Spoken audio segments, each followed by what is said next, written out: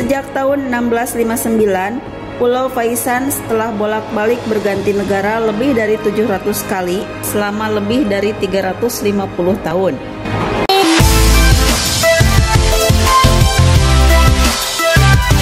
Pulau di Eropa ini unik karena berganti negara setiap 6 bulan sekali tanpa melalui perang atau konflik. Namanya Pulau Faisans, atau dikenal juga sebagai Pulau Pesan, pulau yang berganti negara antara Prancis dan Spanyol tiap setengah tahun sekali. Lebih tepatnya, pulau ini setiap 6 bulan akan dimiliki oleh Prancis dan 6 bulan kemudian akan dimiliki oleh Spanyol. 1 Februari sampai 31 Juli, Pulau Faisans berada di wilayah hukum Spanyol. Setelah itu di 6 bulan berikutnya, Pulau Faisans menjadi milik Prancis.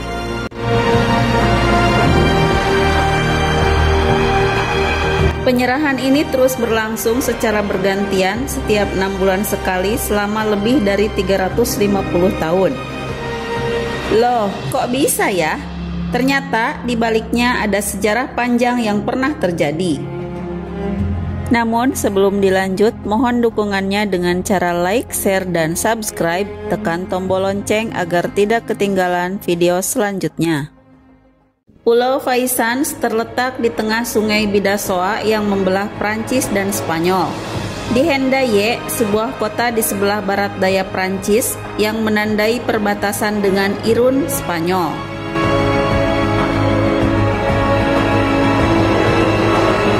Di pulau ini tidak ada penduduk yang hidup dan tinggal.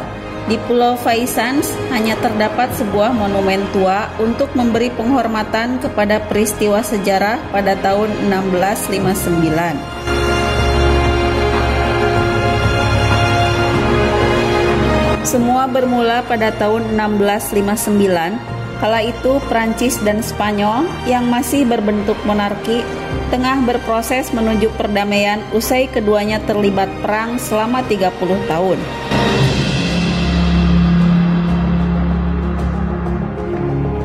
Kehadiran Pulau Faisans dianggap signifikan bagi proses perdamaian Prancis dan Spanyol karena selama 3 bulan pada tahun 1659 kedua kerajaan melakukan negosiasi damai di pulau itu.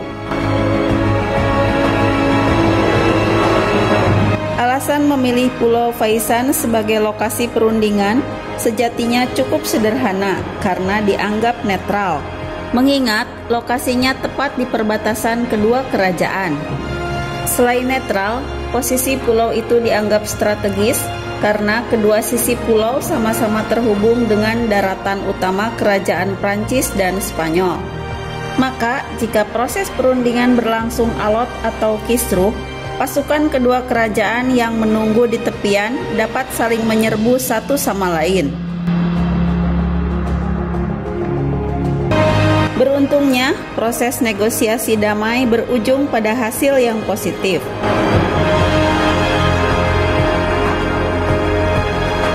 Kesepakatan damai pun disetujui. Kesepakatan ini bernama Perjanjian Pyrenees. Pulau Faisans pun menjadi wilayah pertukaran dan batas demarkasi atau batas pemisah.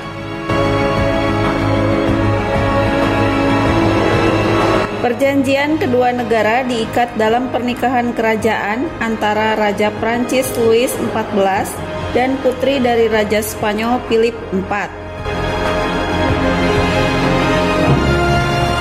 Perjanjian Pyrenees juga berisi obligasi yang mengatur bahwa Pulau Faisans harus dibagi antara kedua negara dengan kontrol bergilir dari satu pihak ke pihak yang lain.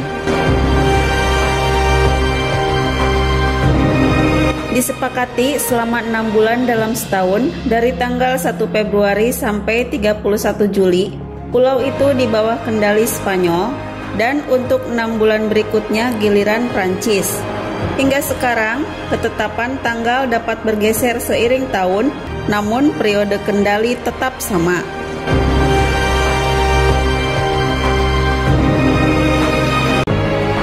Dalam istilah ketatanegaraan, kedaulatan bersama semacam itu disebut kondominium. Dan Pulau Faisans adalah salah satu yang tertua yang pernah ada dalam sejarah manusia.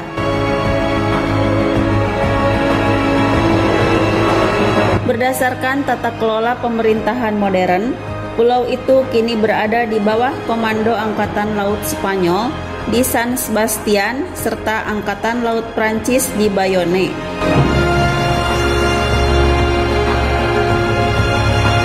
Jika tiba gilirannya, komandan kedua pangkalan juga bertindak sebagai gubernur pulau tersebut. Namun akhirnya wali kota Irun dan Hendaye yang akan bergantian menjaga Pulau Faisans. Meski tak dihuni, pulau itu dirawat Benoit Ugartemendia selaku pengelola divisi taman untuk Dewan Daerah di Hendaye. Tim kecil saban setahun sekali menyambangi pulau itu dengan kapal untuk memangkas rumput dan cabang pohon.